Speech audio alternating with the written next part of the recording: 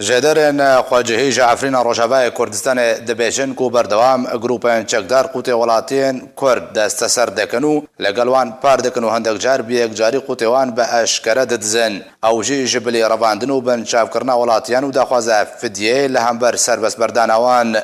چالاکوان باشار عفرین روجاوای کردستان را گهاندن کو گروپا غصن الدم له باشار اعزاز ولاتین کرد ناحیه جندریس عفرین روجاوای کردستان دست سر کرنو چکدارن گروپا غصن الدم وینه یک جبوی معلومات گرتیه کی شاندنو دا خوازه $100,000 امریکی وک فدیه لهمبر سربس بردانوان کرن